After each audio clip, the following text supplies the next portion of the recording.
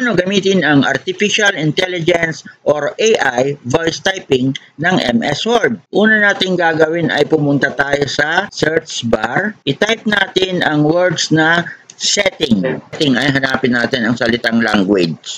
Pagkatapos ay hanapin natin ang salitang English default by United States. I-click natin ang option at hanapin natin ang apat na icon kung naka-install nga ba ito. Kapag nakita mo ang apat na icon ay okay na ito at ngayon ay pupunta na tayo sa ating pag-voice typing.